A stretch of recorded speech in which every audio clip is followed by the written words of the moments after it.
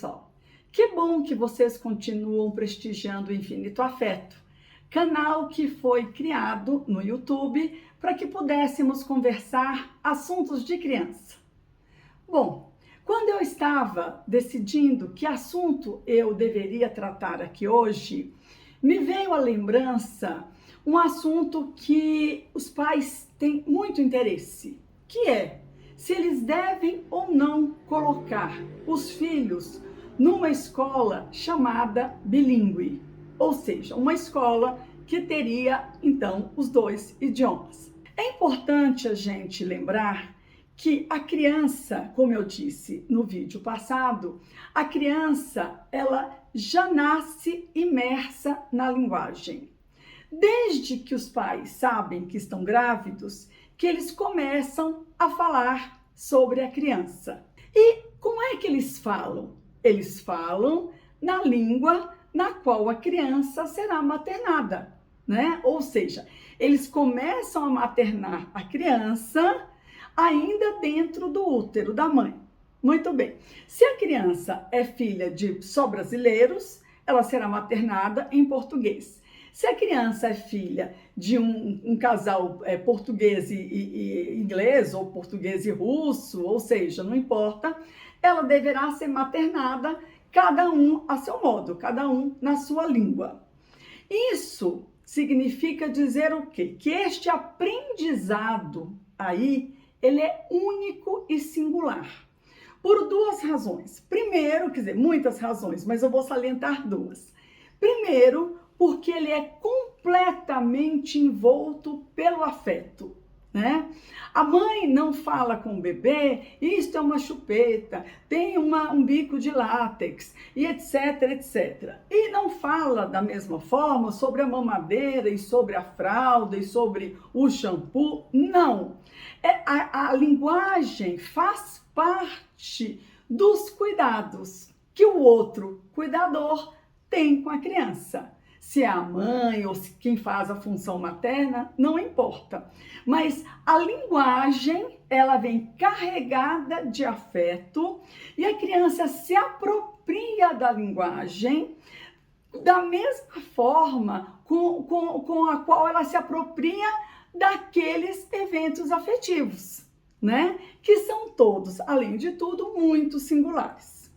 Então, para que uma criança seja bilíngue, de fato, o que é preciso? A primeira coisa necessária é que ela nasça numa casa onde os pais tenham duas nacionalidades. Um chinês com um português, um italiano com um brasileiro, enfim.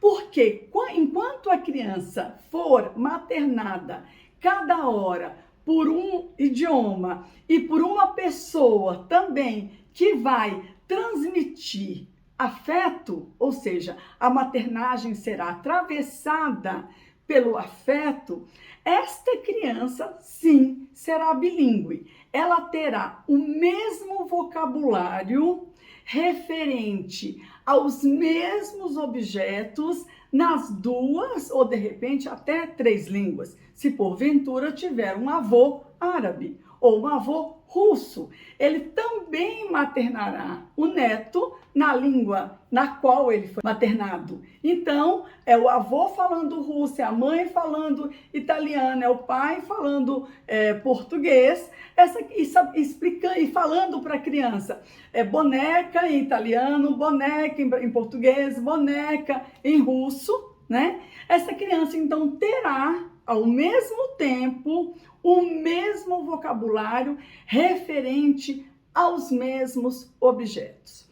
Esta situação, ela é única. Nenhuma escola na qual ou para a qual a criança for depois conseguirá, apesar deles alegarem que sim, conseguirá retroceder a essa fase. A criança começará a aprender a partir dali. Outra coisa muito importante é com relação ao sotaque, né? A criança, para ter um sotaque, eu diria, o mais próximo possível do país ou Estados Unidos, ou Rússia, enfim, né? Ela necessariamente precisa entrar em contato com esta língua estrangeira até pelo menos os 2 anos de idade. Ou seja, então, pais brasileiros, avô russo. O avô fala com esta criança em russo, os pais em português. Ok. Mas aí, depois de 2, 3 anos, o avô veio a falecer. Então, a criança nunca mais vai ouvir russo, pelo menos na primeiríssima e na primeira infância. Quando ela lá na frente, com 20 anos, ela decidir aprender russo, o sotaque que ela terá é o sotaque original do avô. Isso por quê? Porque até os 6 meses, qualquer criança, seja ela nascida na Mongólia, seja ela nascida no Polo Norte, no norte da África, enfim, em qualquer lugar, elas vão fazer as vocalizações, né, iguais, as mesmas. Elas são vocalizações, vamos dizer assim, universais, né? Então a criança da Mongólia fala glu glu glu igualzinho a criança do Rio de Janeiro. A partir do 6º mês é que essas vocalizações começam a tomar a cara da língua na qual a criança está sendo maternada, ou as caras, né? A depender se ela está sendo maternada em mais de um idioma. Ou seja, ela começa a perder, se ela não está sendo maternada, posição de língua. Ela não perde uma vocalização mais gutural. Então, ela fica com uma vocalização mais dentro da boca. Então, tudo isso é em decorrência do que ela passa a ouvir a partir dos 6 meses, né? Então, isso é outra questão importante. Porque os pais alegam que querem colocar o filho novo numa escola chamada bilíngue, porque ele vai falar com um good accent, ou seja, com um bom sotaque. O que seria um bom sotaque? Né? Porque não existe, mesmo dentro dos países, não existe um sotaque único. Aqui no Brasil, nós temos inúmeras manifestações de formas diferentes de falar o português. Não só no cantado da língua, ou seja, na prosódia, né? Que no Nordeste fala de um jeito, no Sudeste de outro, no Centro-Oeste de outro, no Norte de outro, né? No Rio de Janeiro, ali no Sudeste, o Sudeste fala de outro, que é diferente do São Paulo, que é diferente do São Paulo caipira. Então, temos manifestações prosódicas, vamos dizer assim, diferentes, além dos vocabulários, né? Então, essa é uma questão que, de fato, hoje, com a globalização, faz muito menos diferença do que se fazia há um tempo, né? Então, não há por que os pais fazerem uma criança sair do conforto da língua materna, né? E levá-la para um lugar que, além de estranho, pessoas estranhas, amigos estranhos, atividades estranhas, fala-se uma língua estranha, porque para ela é uma língua estranha. Uma criança com 2, 3 anos, ela está descobrindo o mundo, né? Muitas, a partir dos 2 anos e 3, 2 anos e 4, já fizeram o controle dos esfíncteres, não usam mais fralda, elas já têm uma marcha boa, elas já estão com ao redor de 1.000 e poucas palavras, a depender do ambiente que elas frequentam, e elas gostam de se mostrar. Olha, é aquela hora que ela fala, nossa, eu sou tudo isso, né? Como eu disse em um vídeo passado, né? Eu sou tudo isso. Então, eu quero contar, eu conto o caso, eu confundo o amanhã com o ontem, com o etc, né? O futuro, passado, presente, enfim. Mas ela quer falar. Se ela chega num lugar, né, que além de ser diferente, de ser estranho, ela é boicotada porque ela não consegue falar o idioma que eles querem, e com isso ela é impedida de falar sobre as conquistas dela, ela vira, eu costumo dizer isso, um papel de parede da escola, né? Porque se ela não é acolhida quando ela fala português, porque ali não é valorizado português, e ela não consegue se expressar de outro jeito.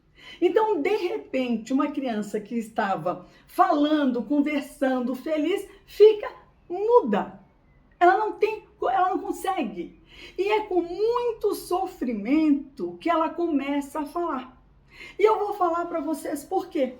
Porque quando você aprende a língua pelo livro, by the book, tem até uma expressãozinha, você tem que cotejar o que você já sabe da sua língua materna com o que você está aprendendo.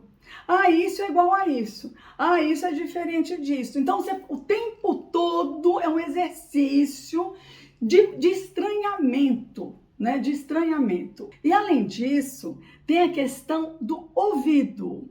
Porque se a criança tem um ouvido bom, um ouvido que capta, né, com facilidade, sonoridades, que capta esse cantar da língua, né, altos e baixos, agudos, graves, timbre, ele vai super bem.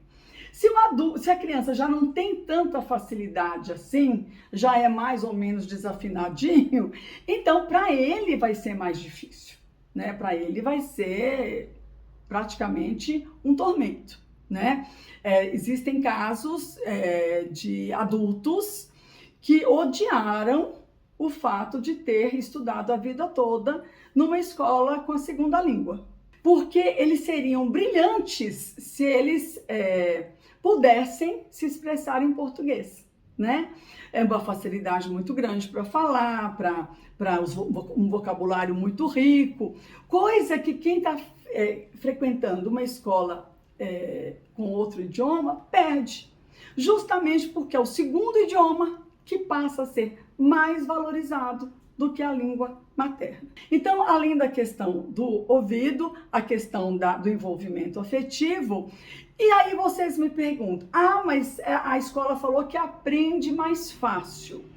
Sim, quando a criança consegue ser laçada pela proposta dessa escola, né, ela consegue memorizar palavras.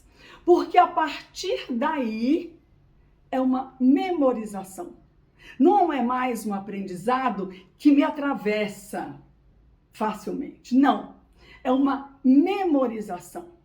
Então, o meu neto de vez em quando pergunta, vovó, o que é isso? Porque são palavras que não fazem parte da rotina dele. Então, eu explico e ele tem que memorizar. E às vezes ele memoriza errado, aí ele usa errado, aí ele briga comigo, mas você falou, enfim, é memorização, né? Então é importante os pais entenderem que a ida para uma escola com o segundo idioma, para a criança, ela é muito sofrida, muito sofrida. Aprender um segundo idioma, uma vez que eu serei apenas um poliglota, eu posso aprender em qualquer idade da minha vida. Muitos pais colocam que eu não consegui aprender inglês direito, nunca aprendi, por isso vou colocar meu filho, né? Então, mas essa foi uma dificuldade dele, pai. Não necessariamente o filho terá a mesma dificuldade, né? E você pode aprender inglês, pode aprender francês, alemão, mandarim, desde que você preserve o período até a alfabetização na língua materna. É isso que eu oriento para os pais. A criança já está escrevendo e lendo fluentemente o português, já não troca mais o S, não faz não tem aquelas dificuldades na grafia de algumas palavras. Claro que a gente sempre vai ter, porque português não é uma língua assim muito fácil, né? A gente precisa exercitar para evitar cometer erros. Tem que ter uma leitura muito boa, tem que ler autores bons, evitar ler autores que são traduções, né? Ler ali o escritor raiz, né? Um Machado de Assis, um Érico Veríssimo, enfim, né? Tem para todos os gostos, né? Agora, depois que ela já está com uma certa fluência na língua materna, aí sim ela pode aprender um segundo, um terceiro, enfim, quantos idiomas ela assim o desejar, né? É importante que meio período do dia dela seja dedicado ao aprendizado, a uma escola normal, né, com português ali, né? E o período da tarde seja dedicado à música, a línguas, a esporte, para abrir a mente e as possibilidades que a criança tem para ser bem-sucedida no futuro. Então, ela não será privada do afeto, ela saberá se expressar muito bem, porque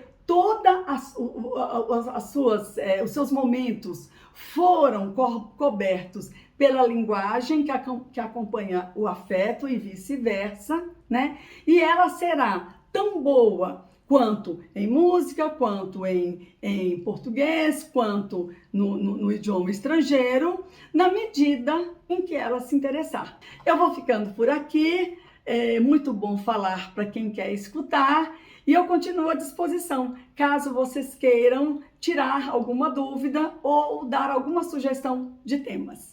Obrigada!